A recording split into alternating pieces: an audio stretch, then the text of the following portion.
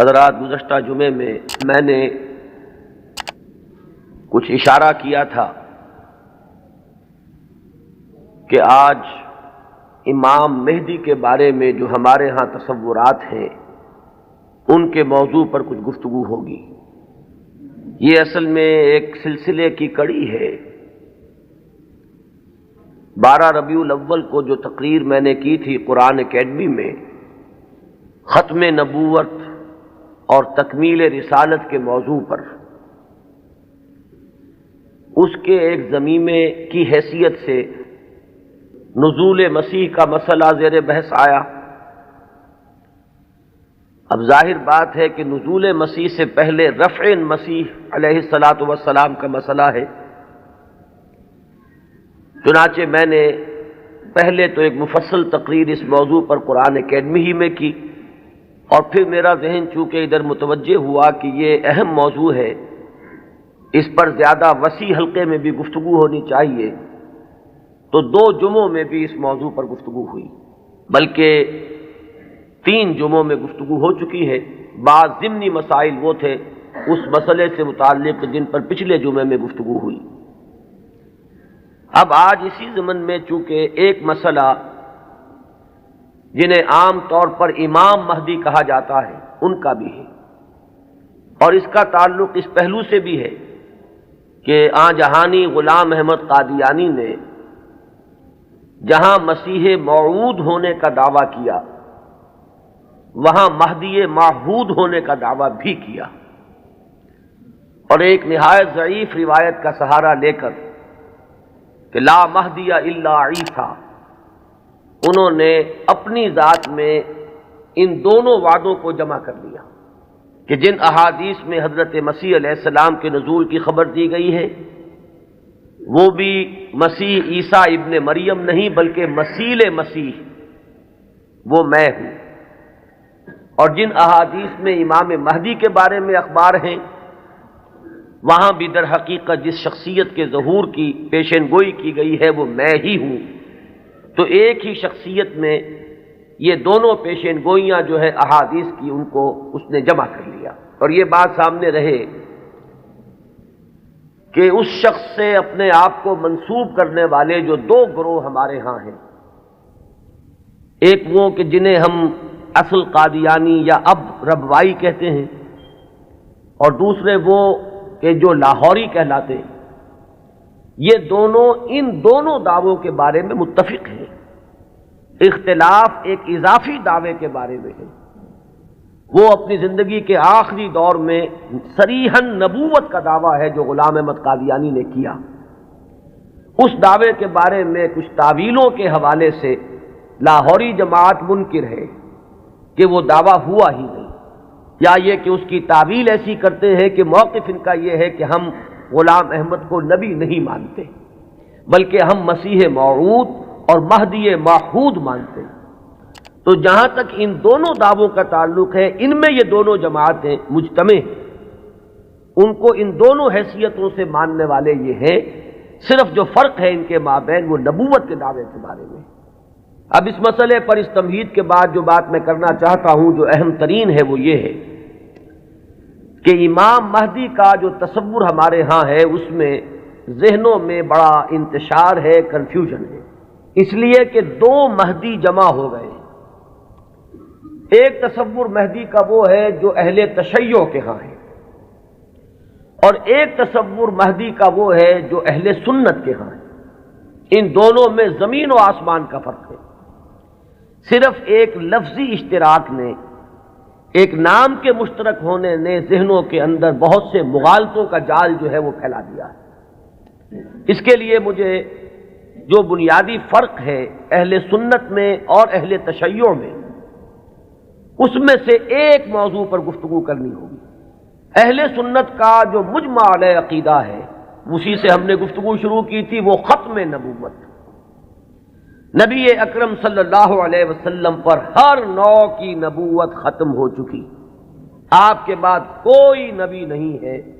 نہ کوئی ذلی ہے، نہ بروزی ہے، نہ جزوی ہے، نہ کلی ہے، نہ صاحب شریعت ہے، نہ بغیر شریعت ہے، نہ صاحب کتاب ہے، نہ بغیر کتاب۔ نبوت کی بنیاد ہے وحی نبوت پر، اور وحی نبوت کا دروازہ بند ہو چکا، یہ کھڑکی ہمیشہ ہمیش کے لیے بند ہو۔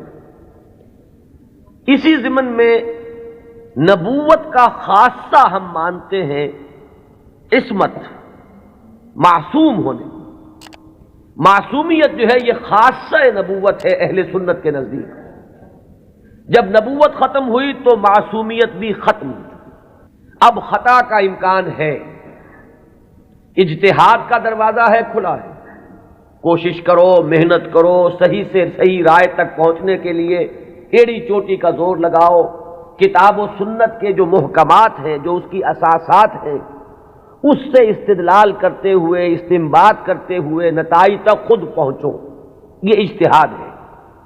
اس اجتہاد میں جہاں ثواب کا امکان ہے، خطا کا بھی۔ ثواب یہاں سے والا ثواب نہیں، صاد والا ثواب، جس سے آپ بولتے ہیں صائب الرائے، وہ شخص کہ جس کی رائے صحیح ہوتی ہے۔ تو ثواب کا بھی امکان ہے کہ صحیح رائے تک انسان پہنچ جائے، اور خطا کا بھی احتمال ہے۔ یہ جو خطا کا احتمال ہے، اگر پوری نیک نیتی سے خطا ہوئی ہو، انسان کی اپنی نیت میں کوئی فساد نہ ہو، اس کے اپنے اندر کوئی اس کے ارادوں میں کجی نہ ہو، تو اگر خلوص اور اخلاص کے ساتھ ایک مجتہد غلطی کرتا ہے، خطا کرتا ہے، ہمارا موقف یہ ہے کہ اسے بھی اجر ملے گا، اکہرا اجر ملے گا، اس لیے کہ اجتہاد کا مادہ وہی جہد ہے۔ اس نے خلوص کے ساتھ محنت کی ہے، جد و جہد کی ہے، مطالعہ کیا ہے، غور و فکر کیا ہے، کتاب و سنت کی نصوص کو کھنگالا ہے، اس نے ایک رائے قائم کی ہے۔ اس رائے کے قائم کرنے میں اگر وہ بربنائے طبع بشری کسی خطا کا مرتکب ہو گیا ہے تو یہ اس کے دسترس سے، اس کے اختیار کے دائرے سے باہر ہے، لہذا اسے اس کی محنت کا اجر و ثواب ضرور ملے گا۔ تو مجتہد مخطی کے لیے اکہرا ثواب ہے، اور مجتہد مصیب یعنی جو ثواب تک پہنچ گیا، صحیح رائے تک پہنچ گیا، اس کے لیے دوہرا اجر۔ یہ معاملہ میں نے اس سے پہلے بھی ایک مرتبہ عرض کیا تھا کہ ہمارے ہاں اتنا قطعی ہے کہ ہمارے نزدیک حضرت ابو بکر بھی معصوم نہیں ہے، حالانکہ بالاتفاق وہ سب سے افضل ہے پوری نوع انسانی میں انبیاء کے بعد، افضل البشر بعد الانبیاء بالتحقیق، صرف اس امت میں نہیں، کل نوع انسانی میں۔ جیسے کہ محمد الرسول اللہ صلی اللہ علیہ وسلم تمام انبیاء سے، تمام رسولوں سے افضل ہیں، اسی طرح آپ کی امت کے جو صدیق اکبر ہیں وہ تمام امتوں کے صدیقین سے افضل ہیں، افضل البشر بعد الانبیاء بالتحقیق ابو بکر الصدیق رضی اللہ تعالیٰ عنہ۔ اب آپ سوچئے، ہماری یہ رائے ہے، کسی کی ہو یا نہ ہو اس سے اس وقت سروکار نہیں ہے، ہماری یہ رائے ہے، اور پھر بھی ہم کہتے ہیں کہ ابو بکر بھی خطا سے محفوظ نہیں، معمول نہیں، ان سے بھی خطا کا امکان ہے، وہ معصوم نہیں ہے۔ عصمت جو ہے وہ خاصہ نبوت ہے، وہ محمد کے ساتھ ختم ہو گئی صلی اللہ علیہ وسلم۔ ابو بکر سے خطا ہو سکتی ہے، عمر سے ہو سکتی ہے، عثمان سے ہو سکتی ہے، علی سے ہو سکتی ہے، ہر شخص سے ہو سکتی ہے۔ اگر ان چار سے ہو سکتی ہے تو بقیہ پوری نوع انسانی تا قیام قیامت جو آنے والی ہے ان میں کوئی ان سے افضل نہیں ہو سکتا، بات ختم۔ لیکن اہل تشیع کا عقیدہ یہ ہے کہ نبوت کا دروازہ تو بند ہوا ہے، لیکن اس کے بعد امامت معصومہ کا ایک سلسلہ چل رہا ہے، اور یہ امامت معصومہ اہل بیت میں ہے۔ نبی اکرم صلی اللہ علیہ وسلم کی جو اولاد حضرت فاطمہ رضی اللہ تعالی عنہا سے چلی ہے، یہ اس میں امامت معصومہ کا ایک سلسلہ ہے کہ جو چل رہا ہے۔ تو آپ اچھی طرح جان لیجئے کہ ہمارے نقطۂ نگاہ سے تو وہ بھی ایک جزوی نبوت ہو گئی، جہاں خاصہ عصمت آ گیا، نبوت کا ایک جز آ گیا۔ تو ہمارے اور ان کے درمیان جو سب سے اہم اختلاف ہے یہ کہ صحابہ میں افضل کون ہے، یہ معاملہ تو کچھ لوگوں کے اپنے ذوق کا بھی ہو سکتا ہے، مزاج اور افتاد کا بھی ہو سکتا ہے۔ ظاہر بات ہے کہ پسند ناپسند پر تو انسان کو اختیار بھی نہیں ہو سکتا۔ میں نے کئی مرتبہ عرض کیا کہ ایک ہی پودا ہے گلاب کا، اس پر پھول کھلے ہوئے ہیں، آپ کو کوئی ایک پھول زیادہ پسند آیا، آپ نے اس کو لے لیا، اور آپ بتا بھی نہیں سکیں گے کہ اس میں آخر سبب کیا ہے، آپ نے دوسرے پھولوں کو چھوڑ کر اسے کیوں منتخب کیا۔ تو یہ معاملہ اتنا بنیادی نہیں ہے، اگرچہ ہمارے نزدیک صحابہ کرام میں افضلیت کا ایک پیٹرن ہے اور وہ معین ہے کہ پوری امت میں افضل ترین 4 خلفاء ہیں، اور ان میں ترتیب فضیلت جو ہے وہ ترتیب خلافت کے مطابق ہے۔ ابو بکر ہیں، عمر ہیں، عثمان ہیں، پھر علی۔ ان کے بعد وہ 6 ہیں عشرہ مبشرہ میں سے، ان کے بعد اصحاب بدر ہیں، ان کے بعد اصحاب شجرہ ہیں، ان کے بعد تمام صحابہ ہیں، اور ان کے بعد پھر اب سلسلہ جو ہے وہ چلتا جائے گا۔ آگے بات میرٹ پر ہوگی، شخصی میرٹ پر، لیکن یہاں جو ہے معاملہ شخصی میرٹ کا نہیں ہے، یہاں تو معاملہ جو ہے معین ہے کہ یہ سیڑھیاں ہیں۔ تو یہ ہے ہمارا ایک موقف، لیکن میں پھر بھی عرض کروں گا کہ اس کو میں کوئی اہم عقیدے کی بات نہیں کہتا، یہ ایک ذوق کا معاملہ بھی ہو سکتا ہے۔ یہاں تک کہ امام الہند حضرت شاہ ولی اللہ دہلوی رحمۃ اللہ علیہ نے ایک بڑی عجیب بات لکھی، وہ یہ لکھتے ہیں کہ اگر میری طبیعت کو اس کے آزاد رجحان پر چھوڑ دیا جائے تو وہ فضیلت علی کی طرف زیادہ مائل ہے۔ کتنی سچی بات کہی ہے کہ میرے ذاتی رجحان کو، میری طبیعت کو، ایک ہے میرا ذوق، اگر اسے آزاد چھوڑ دیا جائے تو وہ کچھ فضیلت علی کی طرف زیادہ اس کا رجحان ہے، وہ زیادہ قائل ہے، لیکن مجھے حکم ہوا ہے کہ میں فضیلت کا اقرار کروں ابو بکر اور عمر اور عثمان کی۔ اب یہ ہے مقام، یہ جامعیت ہے، یہ توازن ہے۔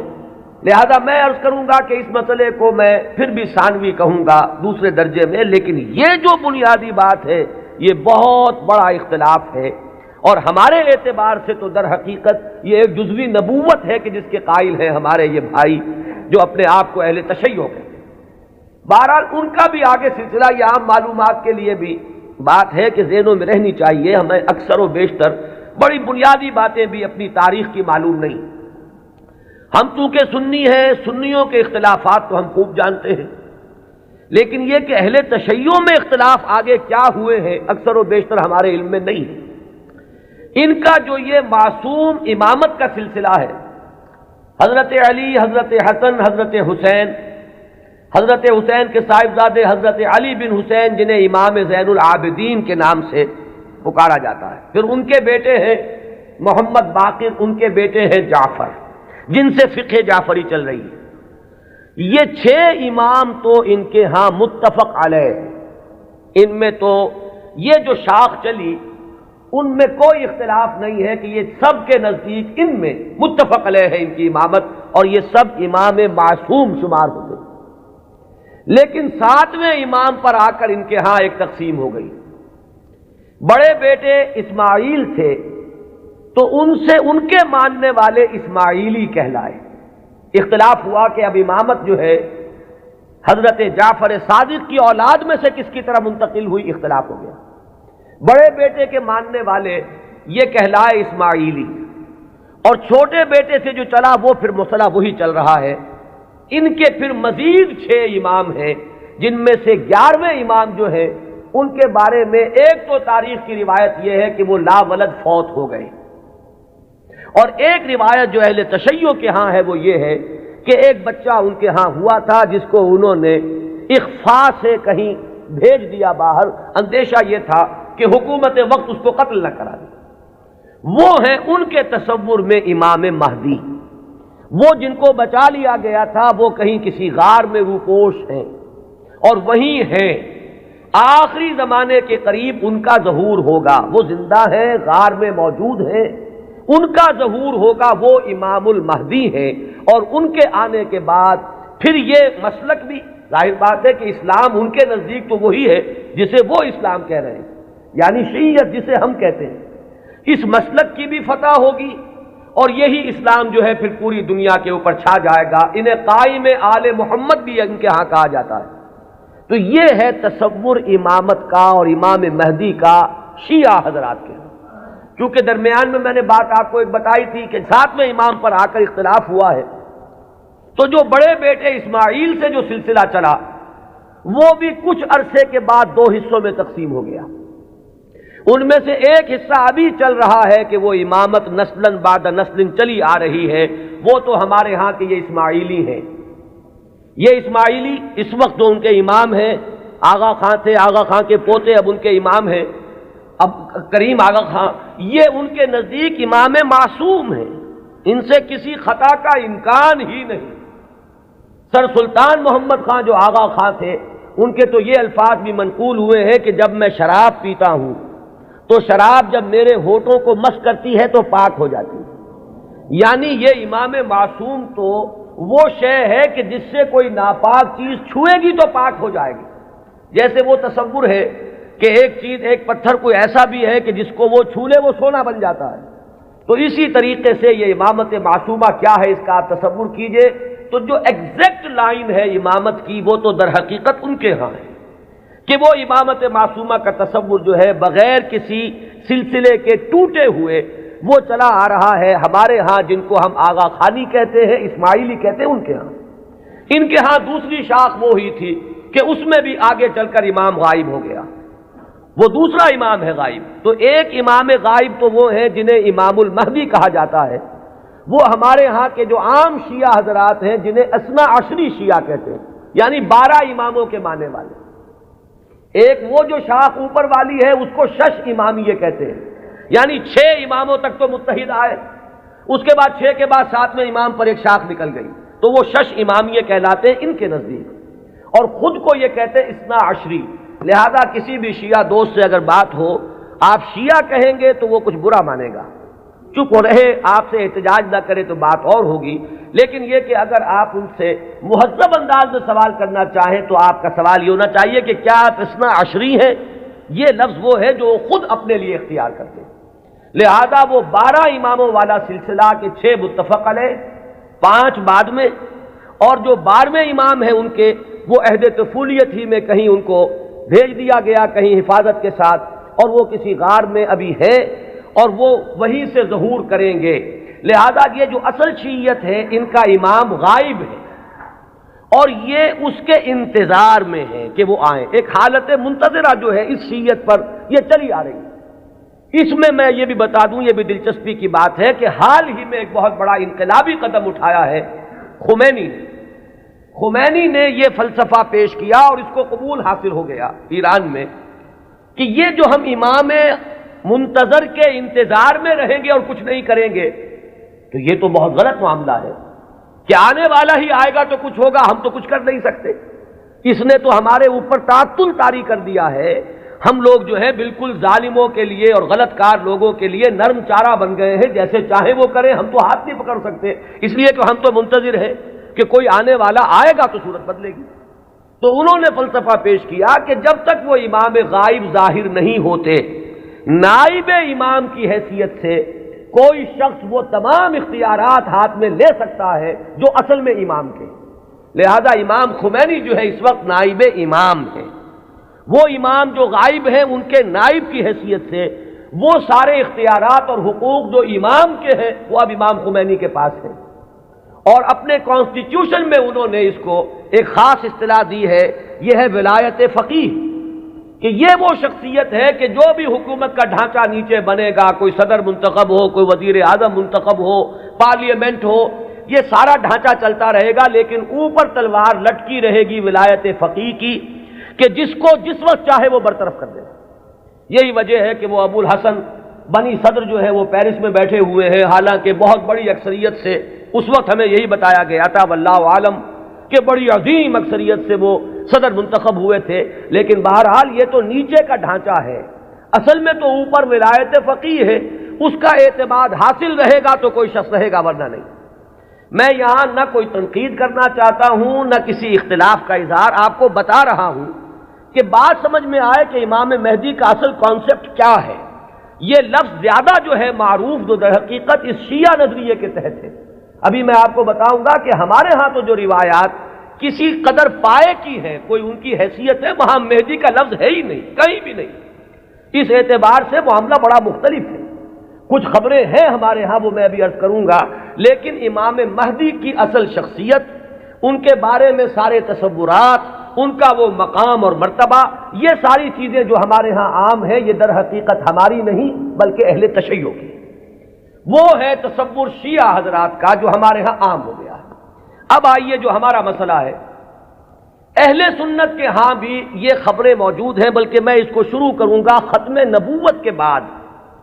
وہ کیا اقدامات ہیں کہ جو اس امت میں اللہ تعالیٰ نے اپنی مشیت کاملہ کے تحت کیے ہیں،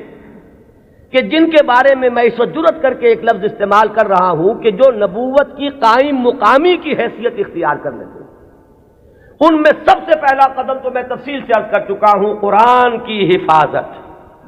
اللہ تعالیٰ نے ذمہ لیا، انا نحن نزلنا الذکر وانا لہ لحافظون، ہم نے ہی اس ذکر کو نازل کیا ہے اور ہم ہی اس کے محافظ۔ یہ میں عرض کر چکا ہوں اس سے پہلے اپنی تقریروں میں کہ اس آیہ مبارکہ کا جو پہلا حصہ ہے وہ تو اپلیکیبل ہے تورات پر بھی، انجیل پر بھی، زبور پر بھی، صحیفہ ابراہیم پر بھی۔ قرآن مجید میں تو گواہی ہے کہ حضرت ابراہیم کو بھی ایک کتاب ملی تھی، ان ھذا لفی الصحف الاولی صحف ابراہیم و موسیٰ۔ لیکن یہ کہ یہ پہلا حصہ تو سب پر اپلیکیبل، ان کی عصبیت کہہ لیں، تعصب کہہ لیں، وہ پختہ ہو چکا ہے۔ لیکن یہ کہ ہر جگہ کچھ لوگ ہوتے ہیں کہ اگر انہیں متوجہ کیا جائے تو کسی حقیقت پر غور کرنے کے لیے تیار ہو جائیں۔ تو چونکہ ان کے ہاں جو بات چلی اجرائے وحی سے بات شروع ہوئی، تو ایک بڑی عام جو سطح ہے، کامن سینس کی سطح، اس پر وہ بات ان کی بڑی وزنی تھی۔ بات یہ تھی کہ جب نبوت کی اصل ضرورت ہے انسان کی ہدایت، تو انسان ختم نہیں ہوا، نبوت کیسے ختم ہو گئی؟ آخر نبوت، میں اب ان کی طرف سے بات کر رہا ہوں، کہیں کوئی مغالطہ آپ کو نہ ہو جائے، اس لیے کہ جب تک آپ اپنے مخالف کے موقف کو صحیح طور پر نہیں سمجھیں گے تو آپ کیسے اس کے بارے میں کوئی ججمنٹ آپ نہیں دے سکتے۔ ان کی دلیل کیا ہے کہ نبوت کوئی ہابی تو نہیں تھی بعض اللہ کی، جب چاہا جاری رکھا، جب چاہا ختم کر دیا۔ یہاں ہر چیز جو ہے حکمت کے ساتھ ہے، کوئی مقصد ہے، کوئی غایت ہے، ربنا ما خلقت ھذا باطلا۔ تو نبوت کی اصل غرض و غایت نوع انسانی کی ہدایت یا اتمام حجت۔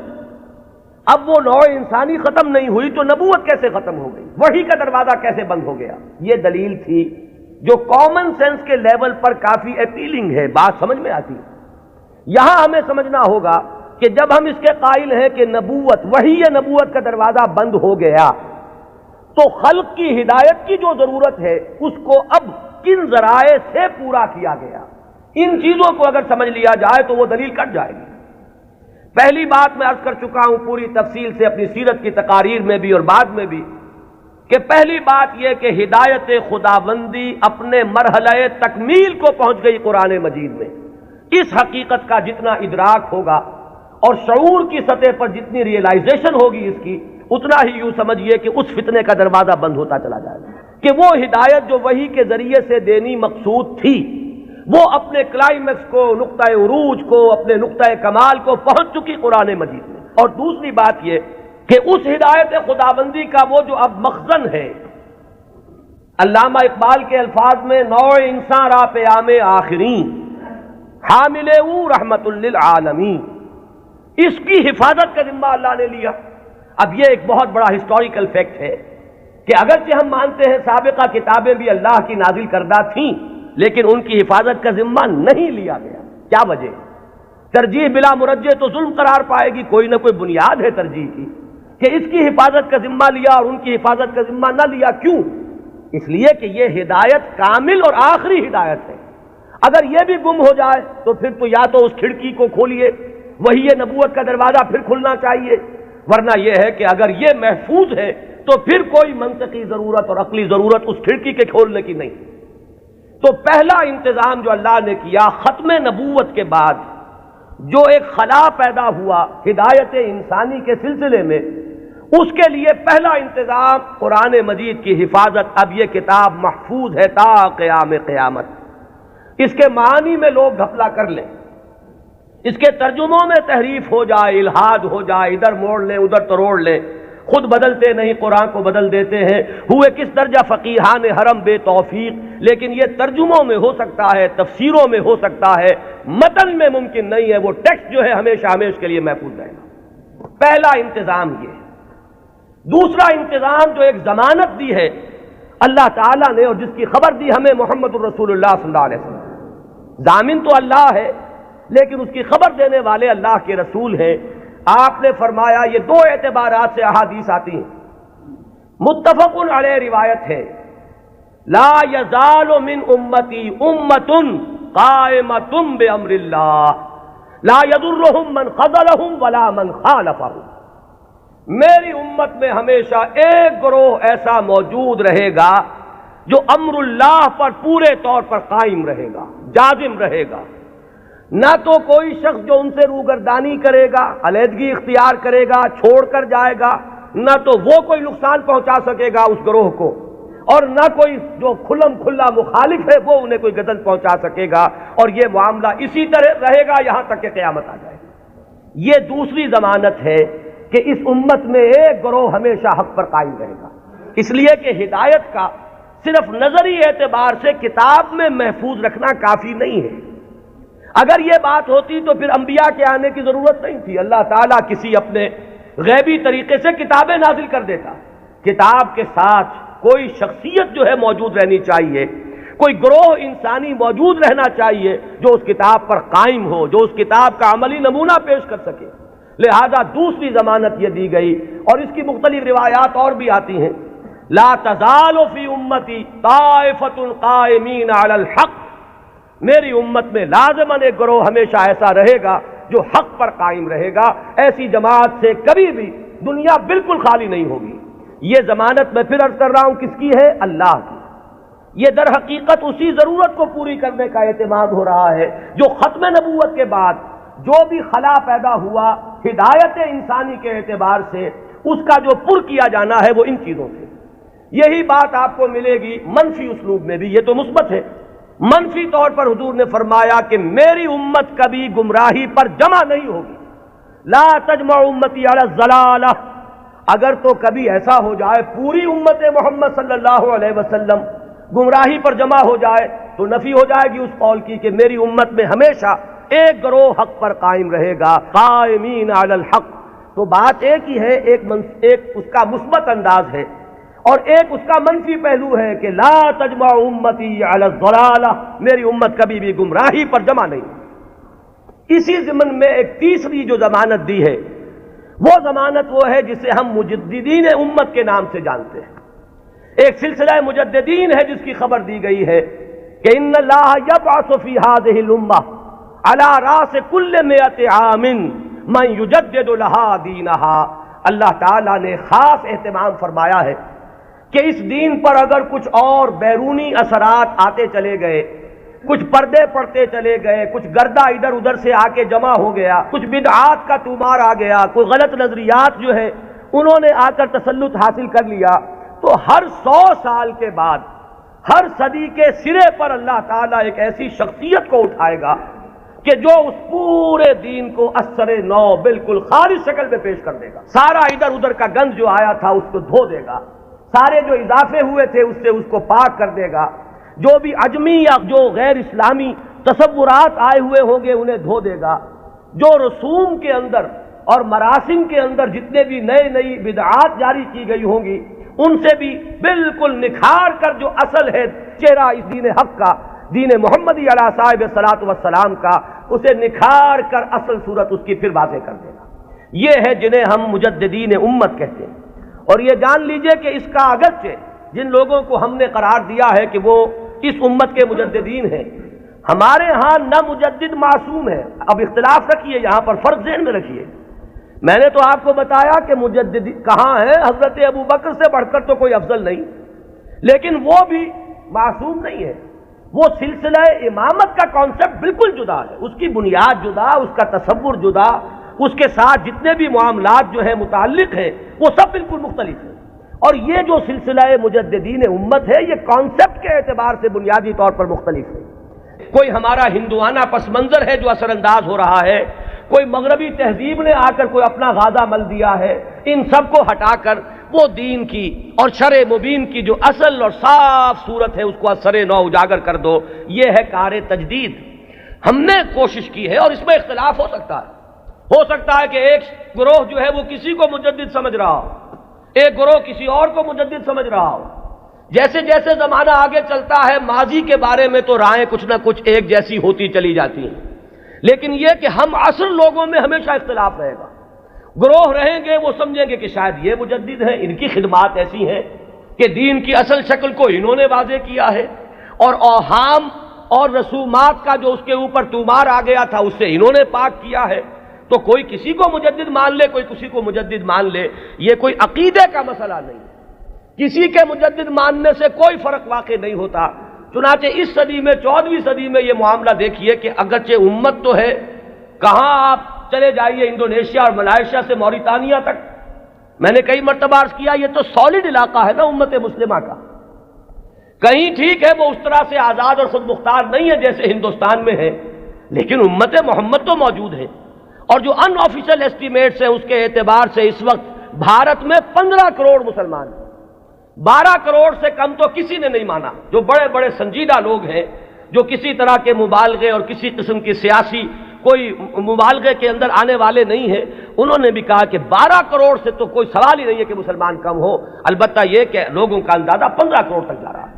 تو امت وہاں سے وہاں تک پھیلی ہوئی ہے۔ اب ان میں کتنے مجددین پیدا ہوئے ہوں گے، کتنے خادمین دین پیدا ہوئے ہوں گے، کتنے لوگوں نے محنتیں کی ہوں گی۔ ایک ہی وقت میں وہاں حسن بنا ہے مصر میں، یہاں مولانا مودودی بھی ہیں، یہاں مولانا الیاس صاحب بھی ہیں، یہاں مولانا اشرف علی تھانوی بھی ہیں، یہاں مولانا رشید احمد گنگوہی بھی ہیں، اور بھی بہت سے لوگ ہیں جن کے بارے میں کسی کو کسی کے بارے میں، کسی کو کسی کے بارے میں خیال ہو سکتا ہے۔ یہ تو در حقیقت فیصلہ ہوا کرتا ہے 2-3 صدیوں کے بعد، پھر جا کر زیادہ انسان آبجیکٹیولی اندازہ کر سکتا ہے کہ کس کی کیا کنٹریبیوشن ہے۔ وہ وقتی قسم کے جو تصورات ہوتے ہیں، کچھ عصبیتیں ہوتی ہیں، کچھ تعصبات ہوتے ہیں، کچھ گروہی قسم کے اثرات ذہنوں پر ہوتے ہیں، تو وقتی طور پر تو فیصلہ کرنا بہت مشکل ہوتا ہے، یہ بعد میں آتا ہے۔ یہی وجہ ہے کہ ابتدائی مجددین کے بارے میں تو ہمارے ہاں تقریباً کنسنسس ہے، اتفاق رائے ہے کہ فلاں مجدد فلاں مجدد فلاں مجدد فلاں مجدد، آگے چل کر تو اختلاف ہو جائے گا۔ ہمارے ہاں جو بریلوی بھائی ہمارے ہیں وہ مولانا احمد رضا خان بریلوی کو اس دور کا مجدد کہتے ہیں۔ دیوبندی حضرات میں بھی میں نے 2 گروہ پائے ہیں، ایک وہ جو مولانا رشید احمد گنگوہی کو اس صدی کا مجدد سمجھتے ہیں، اور ایک جو مولانا اشرف علی تھانوی کو اس صدی کا مجدد سمجھتے ہیں۔ اور مولانا اشرف علی تھانوی صاحب کے معتقدین کا عالم تو یہ ہے کہ مولانا عبد الباری ندوی جیسا شخص، بڑی اونچی علمی شخصیت ہے ہندوستان کی، انہوں نے جو کتاب لکھی ہے ان کی سوانح پر، اس کا نام ہے جامع المجددین، صرف مجدد نہیں، تمام مجددین کے اوصاف ان میں جمع ہو گئے۔ بہرحال یہ محبت اور عقیدت، کسی سے تعلق خاطر، یہ اس کے اثرات ہیں کہ جو فوری طور پر ہوتے ہیں۔ اسی طریقے سے چاہے مودودی صاحب نے ہرگز اس کا دعویٰ نہیں کیا، میں خود گواہ ہوں اس کا، میں ان کے ساتھ رہا ہوں، لیکن ہو سکتا ہے اور میں سمجھتا ہوں کہ بہت سے ان کے ماننے والوں کے ذہن میں ہے یہ بات کہ اس صدی کے اصل مجدد وہ تھے۔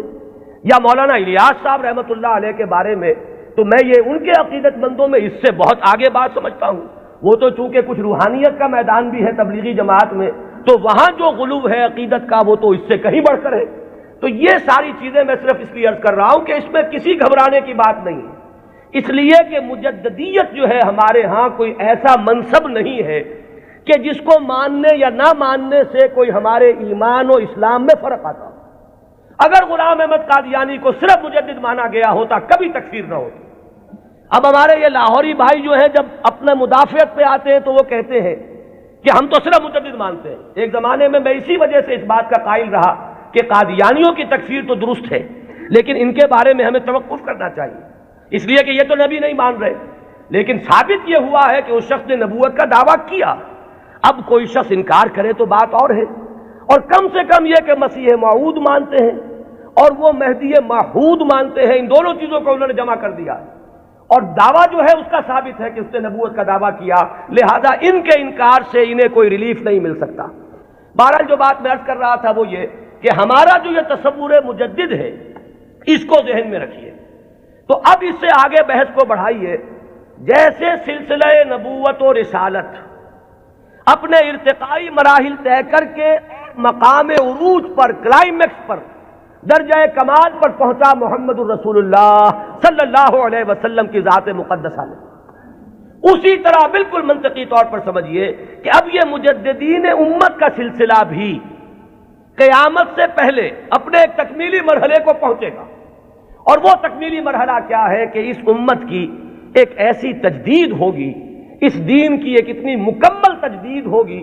وہ دین کے جسے اب پوری دنیا کا دین بننا ہے، جس کی خبر دی ہے محمد رسول اللہ صلی اللہ علیہ وسلم نے، تو وہ اخبار و احادیث ہمیں ملتی ہیں کہ جن میں حضور نے یہ خبر دی ہے کہ قیامت سے قبل اور قرب قیامت کے زمانے میں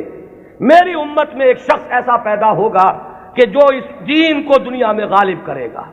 جو اس کے لیے پھر اثر نو ایک جد و جہد کرے گا۔ ظاہر بات ہے کہ وہ سلسلہ مجددین ہی کی آخری کڑی،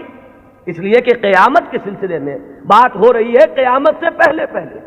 ایک ایسی عظیم شخصیت جو ہے مسلمانوں میں پیدا ہوگی، وہ سلسلہ مجددین امت کا یوں سمجھیے کہ مقام عروج ہے، وہ اس کا کلائمیکس ہوگا، وہ اس کا تکمیلی درجہ ہوگا۔ اس ضمن میں جو احادیث آتی ہیں ان کو ہم دو بڑے بڑے گروہوں میں تقسیم کر سکتے ہیں۔ پہلی بات تو یہ جانیے کہ کوئی حدیث اس بارے میں سند کے اعتبار سے اتنی قوی نہیں ہے کہ امام بخاری رحمت اللہ علیہ نے جو اپنا معیار بنایا تھا قبول روایت کا، اس پر پوری اتر جائے۔ سب سے کڑا معیار امام بخاری کا ہے۔ یہی وجہ ہے کہ یہ کہا گیا ہے کہ اصح الکتب بعد کتاب اللہ صحیح البخاری۔ حدیثوں کی چاند پھٹک، کس روایت کو قبول کریں گے کس کو نہیں کریں گے، ہر محدث نے اپنے کچھ شرائط بنا لی، ایک پیمانہ بنا لیا۔ یوں سمجھیے جیسے یہ بجری جہاں کرشرز لگے ہوتے ہیں اور اس کے بعد وہ کرش سٹون جو ہے وہ کنویئر بیلٹ پر آتا ہے اور مختلف سائز کی چھلنیاں لگی ہوتی ہیں۔ کوئی چھوٹے سائز کی چھلنی ہے، اس میں سے چھوٹے چھوٹے پتھر جو ہے وہ نکل جائیں گے، اس سے آگے چل کر اور چونکہ گریڈنگ کرنی ہے کہ آدھے انچ سے کم چاہیے بجری تو یہ اس چھلنی میں سے نکل گئی، وہ لے جائیے۔ پھر اس کے بعد آپ کو چاہیے آدھے انچ سے لے کر 1 انچ تک تو اگلی چھلنی ہے،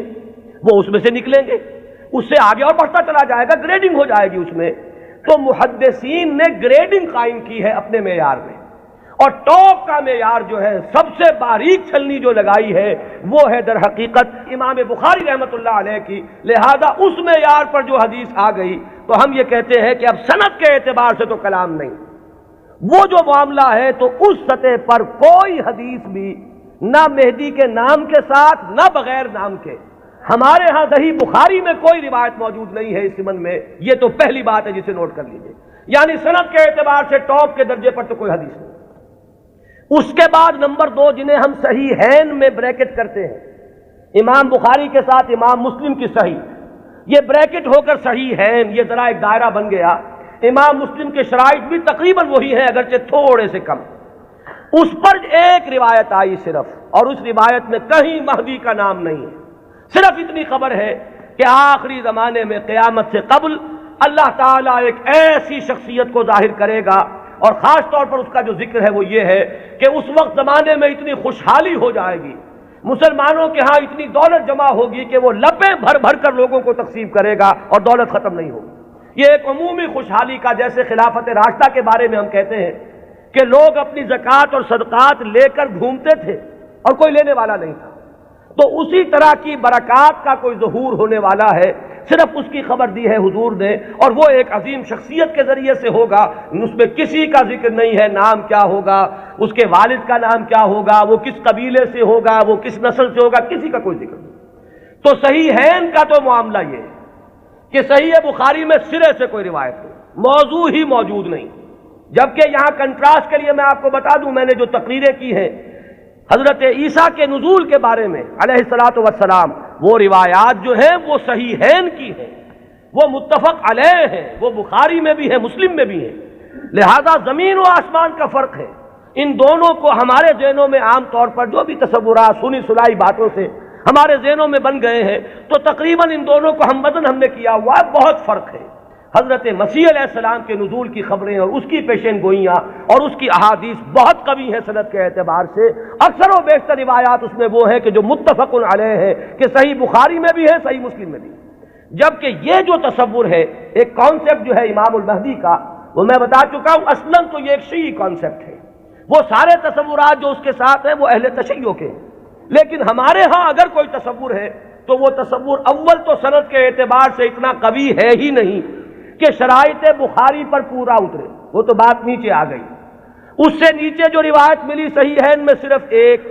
امام مسلم لائے ہیں، اور اس میں نہ کسی نام کا ذکر ہے، نہ تفصیلات ہیں، نہ کسی نسل کا ذکر ہے، کس قبیلے سے ہوگا، بس ایک عظیم شخصیت کا ظہور ہوگا۔ تو اس کو تو یوں سمجھیے کہ وہی سلسلہ مجددیت کا یہ نقطۂ عروج ہے، یہ اس کا تکمیلی مرحلہ ہے۔ البتہ جب ہم صحیحین سے نیچے اترتے ہیں تو اب بہت سی احادیث ملتی ہیں۔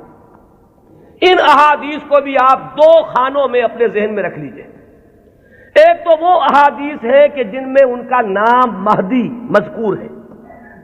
اور اس سے بھی بہتر اور قوی تر احادیث وہ ہیں کہ جن میں نام نہیں ہے۔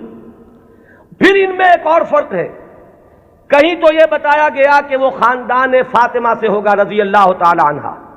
میری عطرت سے، اہل بیت سے، من ولد فاطمہ کے الفاظ بھی بعض روایات میں ہیں۔ بعض روایات وہ ہیں کہ جن میں فرمایا گیا ہے کہ بنو عباس میں سے ہوگا، بعض روایات میں یہ کہ قرشی ہوگا، بعض روایات میں نام ایک اور بھی آیا ہے، حارث نام ہوگا، بعض روایات میں نام آیا ہے کہ اس کا نام میرا ہی ہوگا، محمد صلی اللہ علیہ وسلم۔ ہم یہ ان کے اعتبار سے، آنے والے کے نام کے اعتبار سے نہیں کہہ رہے، صلی اللہ علیہ وسلم ہم نے حضور کے نام کی مناسبت سے کہا۔ تو میرا نام ہوگا، اس کے والد کا نام بھی میرے ہی والد کے نام پر ہوگا، یعنی وہ بھی محمد ابن عبداللہ ہوگا۔ اور یہاں میں آپ کو ایک بات بتا دوں کہ یہ جو ابھی 2 سال قبل یا شاید اب تیسرا سال ہے، جو حادثہ ہوا تھا حرمین میں اور مسجد الحرام پر کچھ لوگوں نے قبضہ کیا تھا، مقابلہ ہوا، میں اس کی تفصیل میں نہیں جانا چاہتا کہ اس کے اسباب کیا تھے اور کیا ان لوگوں کا اصل موقف تھا اور وہ کیا کرنا چاہتے تھے، لیکن وہاں بھی ایک شخص نے اپنے مہدی ہونے کا اعلان کیا اور وہ محمد ابن عبداللہ ہی تھا۔ اس کا نام بھی محمد اور اس کے والد کا نام بھی عبداللہ، قحطانی ہے وہ، اور وہ عرب تو ہے، لیکن یہ کہ بہرحال اب جو بھی ان کے بارے میں معلوم نہیں ہے کہ آیا جو لوگ موقع پر قتل ہو گئے ہیں وہاں ان میں وہ ہے یا نہیں، پھر یہ کہ جو لوگ بعد میں پکڑ کر قتل کیے گئے ہیں سزا کے طور پر ان میں وہ ہے یا نہیں، کچھ پتہ نہیں۔ جو ان کا سب سے بڑا سرغنہ تھا اس کو تو بہرحال قتل کر دیا گیا ہے، لیکن جو اصل سرغنہ تھا وہ نہیں ہے، جس نے کہ دعویٰ کیا تھا کہ یہ مہدی ہے، جن کے بارے میں لوگوں نے کہا کہ ان سے بیعت کرو، یہ مہدی ہے۔ تو وہ بہرحال ایک صرف میں نے برسبیل تذکرہ بات کہی ہے کہ وہ جو فرمایا گیا کہ نام میرے نام پر ہوگا اور والد کا نام بھی میرے والد کے نام پر ہوگا، یہ بھی بعض روایات میں ہے، لیکن یہ تمام روایات جو ہیں جیسا کہ میں نے عرض کیا کہ ان میں سے بہت ایک تو تعارض ہے، اختلاف ہے، تفصیلات میں بہت فرق و تفاوت ہے، تو اس سے بہرحال جہاں تک حدیث کے متن پر جرح کے لیے اور غور و فکر کے جو اصول بنے ہیں، حدیث پر جو غور و فکر ہوا ہے وہ 2 اعتبارات ہیں، سند پر یا متن پر۔ سند میں تو ہم یہ دیکھیں گے کس نے کس سے سنا، کس نے کس سے سنا، اس نے کس سے سنا، اس نے کس سے سنا، یہ چین متصل ہے یا کہیں ٹوٹتی ہے، 2 کڑیاں آپس میں ملی ہوئی ہیں کہ نہیں۔ پھر ہر کڑی کے بارے میں دیکھیں گے یہ فاسق تو نہیں تھا، اس کے بارے میں کوئی جھوٹ کی گواہی تو نہیں ملی تھی کہ جھوٹ بھی بول دیتا تھا۔ تو یہ سارا معاملہ تو ہے سند کا کہ جتنے بھی راوی ہیں متصل ہو روایت کا سلسلہ نمبر 1، اور جو راوی ہیں وہ سب کے سب ثقہ ہو، قابل اعتماد ہو، نیک لوگ ہو، یہ گفتگو تو ہے سند پر۔ جو محدثین نے اکثر و بیشتر کام اسی پر کیا ہے، وہ متن پر زیادہ زور نہیں دیتے، وہ تو سند دیکھتے ہیں۔ بات آ رہی ہے کس سلسلے سے؟ ایک ہوتا ہے کسی حدیث کے مضمون پر غور کر کے اور پھر یہ دیکھا جائے کہ اس میں کیا ہے، کوئی چیز ایسی تو نہیں جو خلاف عقل ہو، کوئی چیز ایسی تو نہیں جو کتاب و سنت کی دوسری منسوخ چیزوں کے خلاف ہو، بالکل واضح طور پر کوئی چیز مخالفت کر رہی ہو قرآن اور حدیث کی۔ اور اسی میں ایک اصول یہ بھی تھا کہ ہمارے ہاں جو اختلافات ہوئے بعد میں سیاسی اور اس کی وجہ سے گروہ بندیاں ہوئی ہیں، تو کچھ حدیثیں یا کچھ روایتیں جو بنائی گئی اس دور میں، ان میں کچھ نام داخل کر دیے گئے۔ بنو عباس کو اپنے سپورٹرز درکار تھے، تو انہوں نے کچھ ایسی حدیثوں کے اندر کوئی اہتمام، اور یہ ضروری نہیں کہ بنو عباس نے کیا ہو، یہ آپ کو معلوم ہے کہ بادشاہ سے بڑھ کر بادشاہ کے وفادار ہر دنیا میں موجود رہے، تو ان کے حواریین نے ان کی خوشنودی حاصل کرنے کے لیے کچھ حدیثیں گھڑ دی ہوں کہ بنو عباس میں سے ہوگا ایک خلیفہ مہدی، اور اسے تو بڑا انعام پھر ملا ہوگا جس نے آ کر وہ روایت سنائی ہو۔ تو یہ ہوتے ہیں وہ محرکات جو وقتی طور پر اختلافات کی بنیاد پر جو روایتیں گھڑی گئی ہیں ان میں چھان پھٹک کرتے ہیں ان اصولوں پر۔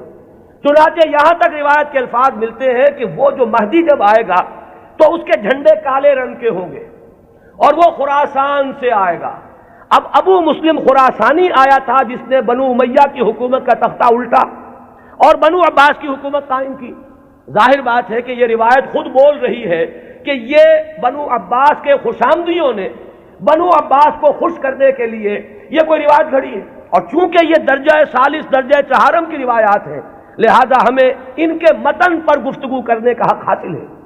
صحیح ہے ان کی روایات کا معاملہ مختلف ہو جائے گا،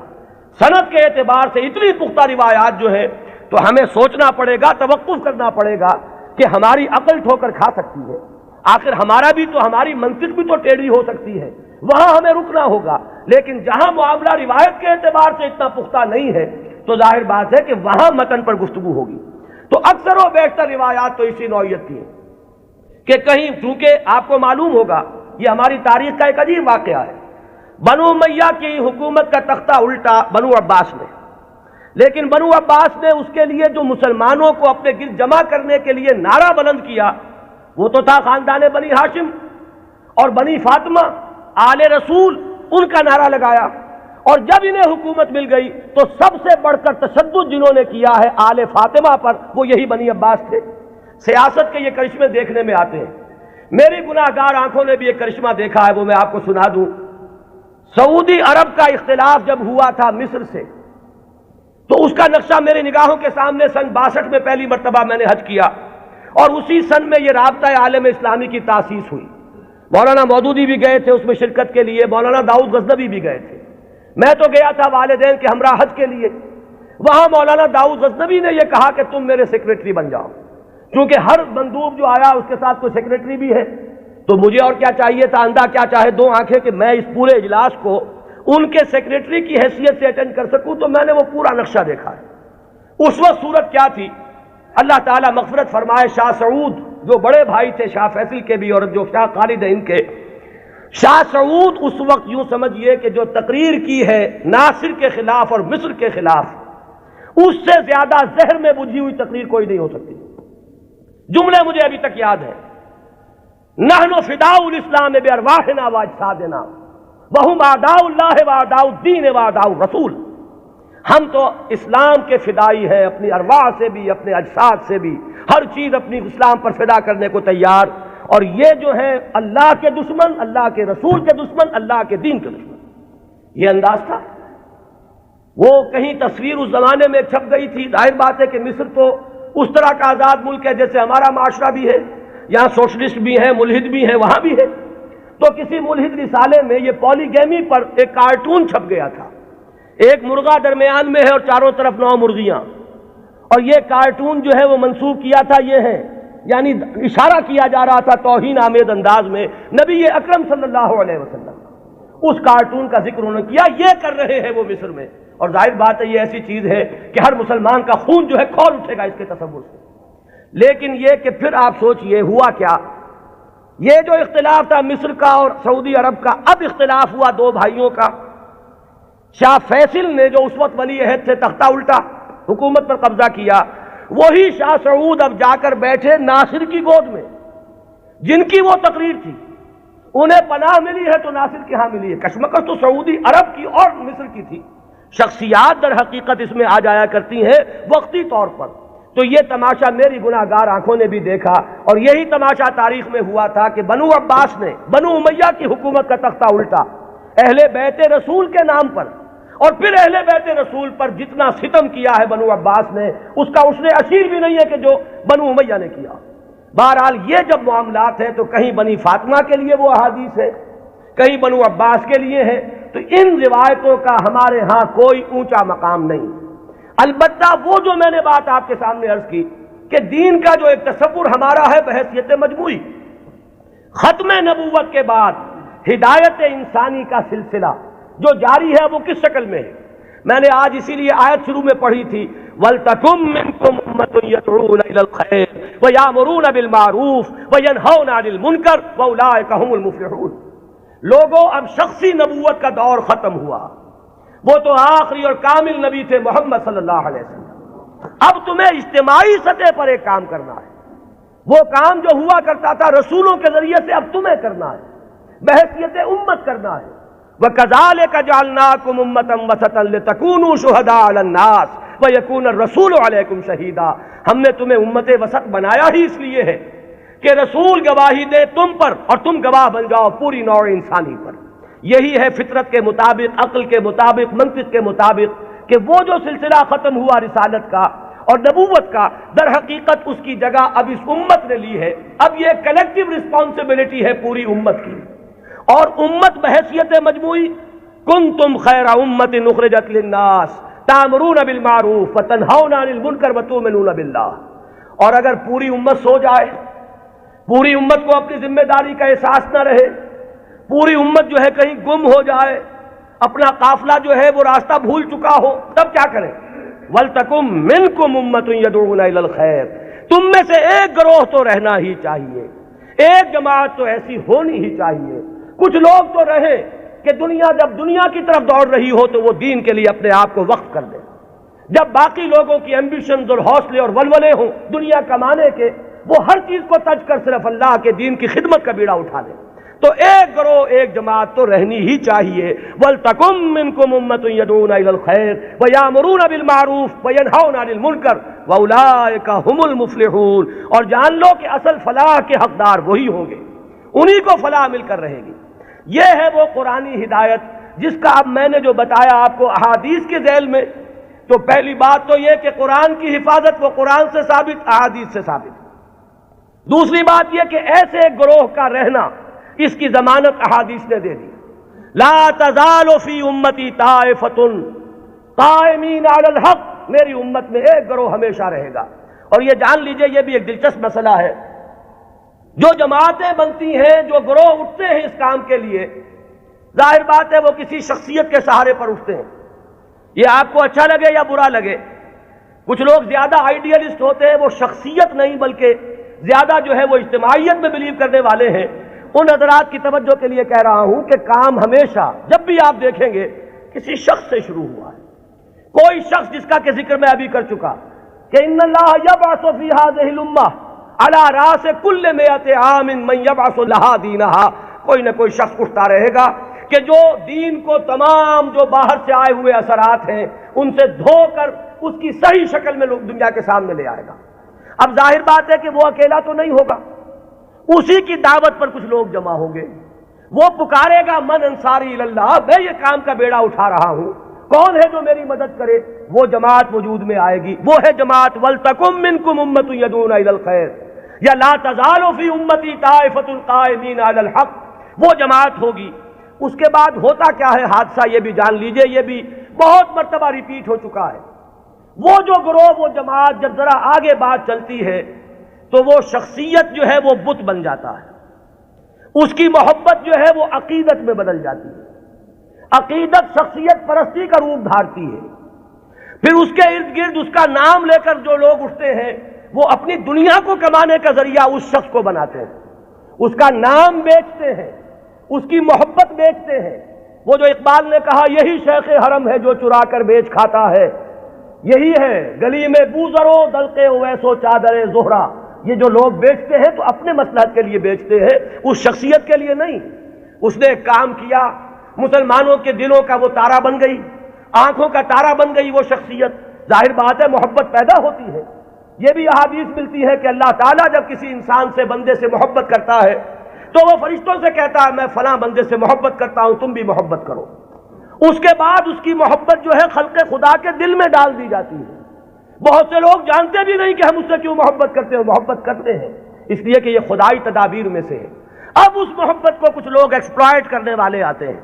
جو اپنی دنیا بناتے ہیں اس محبت کو بیچ کر، اس کے حوالے سے، اس کے ذریعے سے۔ معلوم ہوا کہ اب وہ جماعت جو ایک دور میں کھڑی ہوئی تھی دین کی تجدید کے لیے، وہ خود ایک فرقہ بن کر اور ایک فتنہ بن کر ایک گمراہی کا ذریعہ بن جاتی۔ پھر اٹھاتا ہے اللہ کسی اور کو، اس لیے کہ سلسلہ تو چلنا ہے، نبوت ختم ہو چکی ہے، دین کی ہدایت کے اس پورے سلسلے کو تو برقرار رکھنا ہے تا قیام قیامت۔ پھر اللہ کا کوئی بندہ اٹھتا ہے، پھر وہ نعرہ لگاتا ہے، پھر کچھ لوگ جمع ہوتے ہیں، کچھ عرصے تک وہ جماعت رہتے ہیں، پھر وہ جماعت بھی پھر وہ گلتی ہے اور سڑتی ہے، اور اس کے اندر پھر وہی فرقے بندی پیدا ہوتی ہے، وہ ایک فرقے کا روپ دھار لیتی ہے، اور اس میں پھر شخصیتیں جو ہے بت بن کر پجنے لگتی ہیں، پھر اللہ کسی کو اٹھاتا ہے۔ یہی پروسیس ہے جو عقلاً ممکن ہے، یہی پروسیس ہے جو منطقی طور پر ممکن ہے، اور یہی ہم تاریخ میں دیکھ رہے ہیں کہ ہر گروہ جو ہے وہ اٹھا ہے اور وہ تجدید دین اور خدمت دین کے داعیے سے اٹھا، اور انہوں نے کام کیا، اس میں کوئی شک نہیں۔ ایک وقت میں دین کی صحیح تصویر لوگوں کے سامنے رکھی، وہ خدمتیں کر کے چلے گئے، بعد میں ان کے نام پوجنے لگے اور وہ پھر عقیدے بن گئے۔ آج ہمارے ہاں جو مزاروں کی پرستش ہو رہی ہے تو یہ یہی تو ہے، جنہوں نے فاقوں پر فاقے کاٹے تھے، جن کے فاقے ضرب المثل ہیں، آج ان کی قبروں کے طفیل جو ہے عیاشیاں ہو رہی ہیں۔ آج لوگ جو ہیں انہوں نے اپنی دنیا کمانے کا ذریعہ اس کو بنایا ہوا ہے۔ تو یہ وہی پروسیس ہے جو بہت زیادہ میگنیفائڈ فارم میں اور بڑی گھناؤنی صورت میں ہمارے سامنے موجود ہے۔ ہوتا یہی ہے، تو فرمایا کہ ایسا ہوتا رہے گا، قافلہ چلتا رہے گا۔ قرآن ہے، یہ قلعہ تو گڑا ہوا ہے، اس میں تو کہیں ادھر سے ادھر ہونے کا سوال ہی نہیں، یہ تو قائم و دائم ہے، اس کی حفاظت کا ذمہ لیا ہے۔ اس کے بعد ایک امت ایک گروہ بھی موجود رہے گی، اس کی بھی ضمانت ہے۔ اور ظاہر بات ہے کہ امت یا گروہ، اما یا امو کہتے کسے ہیں؟ ایک امام ہوتا ہے جس کے پیچھے نماز ادا کرتے ہیں باجماعت، وہ امام ہے، اور امت کا لفظ بنا امام سے ہے، اما یا امو سے لفظ امت بنا۔ یہ جو شخص اٹھے گا، اس کے جو ساتھی ہوں گے، آبان و انصار ہوں گے، جو مددگار ہوں گے، ایک جماعت بنیں گے۔ اور اس کے بعد جب یہ جماعت جو ہے، جب یہ زوال سے دو چار ہوگی، جب اس کے اندر فساد رونما ہو جائے گا، پھر وہ پروسیس اثر نو ہوگا۔ یہ چلتا رہے گا تا کہ قرب قیامت میں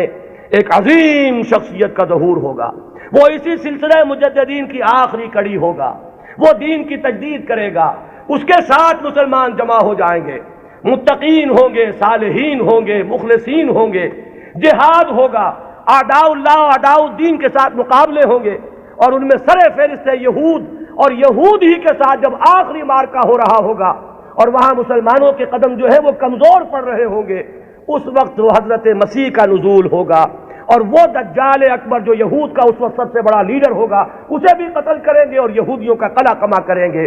یہ دونوں جو واقعات ہیں جمع ہو جاتے ہیں، نزول عیسیٰ علیہ السلام کا معاملہ بھی اور اس عظیم شخصیت کا معاملہ بھی۔ ہم یقین سے نہیں کہہ سکتے ان کا نام کیا ہوگا، یہ ساری خبریں فلاں قبیلے سے، فلاں خاندان سے، یہ اس سند کو نہیں پہنچی ہوئی ہیں کہ میں یا آپ کوئی رائے اس کی بنا پر حتمی طور پر قائم کر لیں۔ حتمی بات ایک ہی ہے کہ آخری زمانے میں اس امت میں ایک مجدد پیدا ہوگا، عظیم مجدد، اور وہ اس دین کی تجدید اس سطح پر کرے گا کہ جس کے بعد اس دین کا غلبہ پوری دنیا میں ممکن ہو جائے گا۔ یہ ہے اصل میں ہمارا تصور اہل سنت کا۔ آپ انہیں امام مہدی کہیں یا نہ کہیں، نام اختیار کریں یا نہ کریں، بہرحال یہ تصور ہمارے ہاں موجود ہے۔ البتہ اس کو بنیادی طور پر ڈفرینشیٹ کیجئے اپنے ذہن میں، جو شیعہ حضرات کا تصور امام مہدی ہے، اس میں اور اس میں کوئی چیز مشترک نہیں، زمین و آسمان کا فرق ہے۔ اقول قولی ھذا واستغفر اللہ لی ولکم ولسائر المسلمین والمسلمات۔